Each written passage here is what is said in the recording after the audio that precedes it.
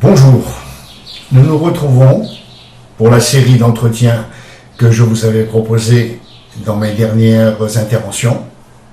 Et en fait, aujourd'hui, nous sommes tous interpellés par un grand moment que nous commémorons chaque année depuis pratiquement 25 siècles.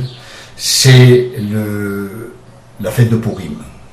Et la fête de ce miracle dont Esther est le principal personnage de l'histoire avec son oncle Mordechai, et qui commémore un miracle unique dans l'histoire, puisque l'âme de notre peuple a bien saisi l'envergure de ce sauvetage du peuple juif que nous avons connu il y a 25 siècles, mais qui, dans des temps plus proches de nous, n'a pas pu se réaliser.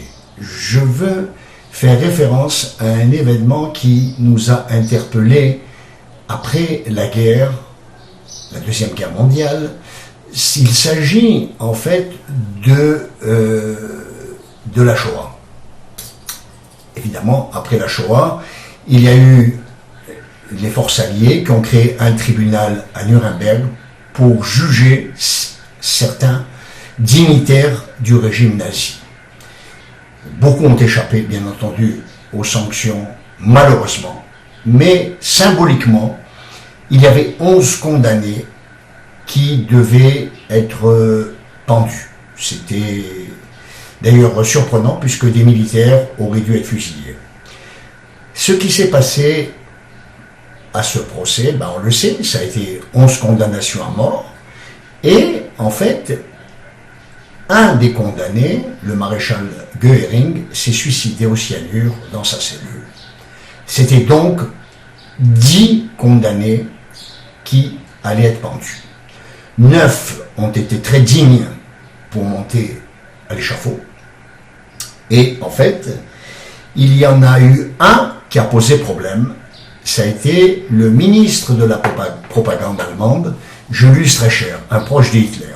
Julius Streicher a manqué de courage, il a fallu le traîner jusqu'à la potence. Et en fait, au moment où on lui passait la corde autour du cou, il s'est exclamé « Je vais rejoindre Dieu, Pourim 1946 ». Et là, la trappe s'est ouverte, il est mort. En fait, tout le monde a été interpellé par cette parole, dans la mesure où on avait affaire à un goy, et qui plus est, un goy antisémite. Sur ces dernières paroles, dire Pourim 1946, on ne comprenait pas. Alors on a interrogé des maîtres du judaïsme, des grands rabbins, et il s'est avéré que, en essayant d'avoir une explication à ces propos, puisque en fait il a été le vecteur d'un roi HaKodesh que Dieu lui a transmis, il s'est avéré que dans les noms des fils d'Aman, il y avait dans l'inscription des lettres qui étaient plus petites que d'autres. Et on s'intéressait à ces lettres et leur gematria.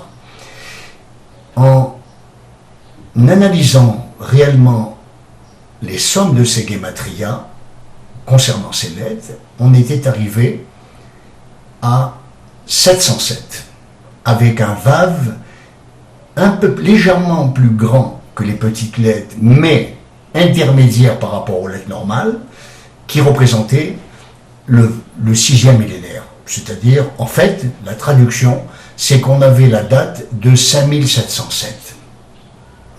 Effectivement, c'était bien l'année 5707 où ont été pendus ces 10 personnages, ces 10 bourreaux du peuple juif. Et on s'est demandé s'il n'y avait pas à ce moment-là un rapport avec ce qui s'était passé à Pourim, à Suse, à Souchan. Pourquoi on s'est demandé ça? Puisque, effectivement, il y a eu 10 pendaisons, comme au temps de Suse, où Hitler, où le roi Achashvérosh a pendu les 10 fils d'Aman.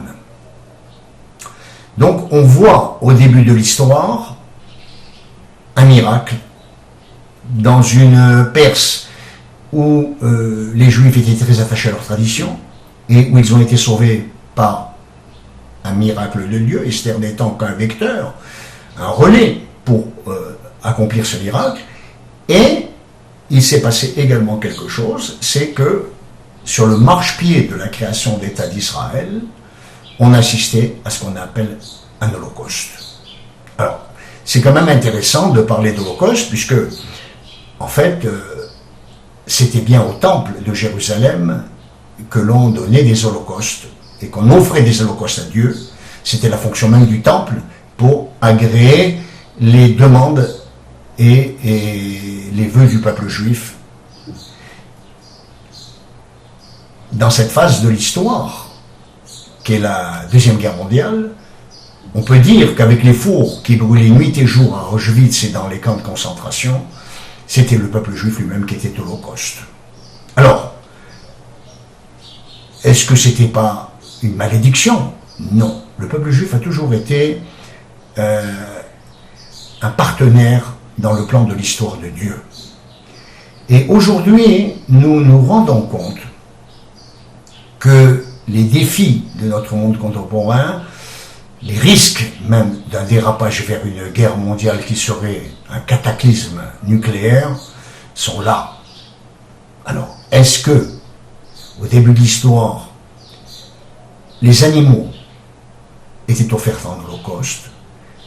Dans notre monde contemporain plus proche, c'était le peuple juif en avertissement qui était lui-même holocauste, pour éviter peut-être que l'humanité connaisse un holocauste.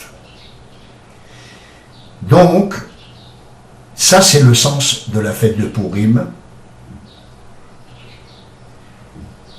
Dans les propos que nous avions évoqués sur le mal qui s'était infiltré dans le cadre de l'histoire et plus proche de nous dans la mondialisation que nous vivons, il y avait bien entendu différentes étapes pour l'humanité. On a assisté d'abord à un événement auquel tout le monde se réfère quand on parle de confusion, c'est la période de la tour de Babel et de cette révolte du roi Nimrod contre Dieu.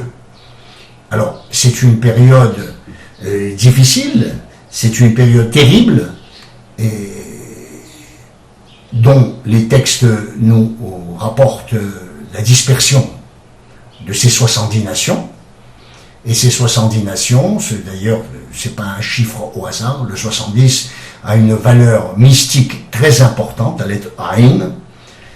Et en fait, nous avons cheminé depuis avec en mémoire cet incident terrible, sachant que il y avait eu avant le grand déluge qu'avait connu Noé, par rapport à une période également terrible où on fait référence à la violence, à l'idolâtrie, aux mœurs perverties du temps de Noé, qu'on a appelé cette période dominée par les forces du Hamas. Alors, effectivement, si je tiens à rappeler ce fait, c'est parce qu'aujourd'hui, également, nous sommes interpellés en Israël sur des forces qui sont là, microcosmiques, autour d'Israël, qui sont des forces du Hamas, de violence, avec lesquelles il n'y a aucun dialogue, qui ne veulent qu'une chose, c'est la destruction de l'État d'Israël. Ce qui est interpellant, c'est que on a quand même 10 générations entre Adam et Noé, et 10 générations se sont écoulées de Noé à Abraham. Donc, à partir d'Abraham, eh bien, l'humanité va démarrer un nouveau chapitre. Ce chapitre, il commence par une injonction, bien entendu, l'Ech Lecha. Et en fait, l'Ech Lecha, bien souvent, on pense que c'est un ordre quand Dieu lui demande à Abraham de quitter sa famille, sa patrie, ses amis, tout, quoi, pour se diriger vers la terre qu'il lui indiquera. On voit ça au plan, comme on dirait un peu en hébreu, le chat. Mais il y a dans le Pardès 4 niveaux. Et au niveau du Pardès, du Sod, qui est le 4e niveau, eh bien, les maîtres du Sod nous délivrent un message. Dieu demande à Abraham, va vers toi-même. Qu'est-ce que ça veut dire, va vers toi-même? Ben, ça veut dire que Dieu lui demande de réaliser son unité intérieure pour pouvoir arriver à cette terre promise et devenir un Hébreu. Car la condition pour vivre sur cette terre, pour l'homme, c'est d'arriver à cheminer intérieurement, de faire ce travail spirituel pour arriver à l'unité. L'unité n'est pas une abstraction de mots qui sont inatteignables pour l'homme. Il y a véritablement la possibilité pour l'homme d'y arriver. Mais faut-il y avoir la volonté? Alors, en fait, pour parvenir à ça, le peuple juif a cheminé. Et dans son histoire, on a un événement fondateur, comme je l'avais précisé dans mes différentes interventions. C'était l'élément fondateur de la sortie d'Égypte, avec un maître qui s'appelait Moshe Rabbeinu. C'est à partir de là qu'on passe à une autre dimension, cette dimension du don de la Torah. Cette Torah qui doit éclairer le peuple juif et éclairer l'humanité tout au cours de son histoire. D'ailleurs, la religion chrétienne précise bien qu'elle reconnaît, surtout dans le monde contemporain, un célèbre archevêque de Marseille, Monseigneur Etchegaray, avait bien, il y a 20 ans, 25 ans, reconnu qu'il reconnaissait ses racines sémites et qu'il ne fallait pas confondre les branches et l'arbre. Donc ça voulait tout dire. Il y a eu des avancées, des reculades, et en fait, malheureusement aujourd'hui, dans cette période un peu brumeuse, sombre, dans laquelle nous vivons, nous sommes dans une phase de reculade de ces relations. Donc, à partir de là, l'histoire prend une autre dimension. Le peuple juif rentre sur sa terre, construit son temple, malheureusement détruit à 2 reprises, et on rentre, après cet exil de la destruction du 2e temple, dans un long cheminement de 2000 ans d'histoire messianique, qui semble aujourd'hui être en cours d'achèvement. Pendant cette période, les forces du mal ont continué à agir. Elles se sont, disons, infiltrées, elles ont inoculé leur venin au travers de loges secrètes, les loges maçonniques.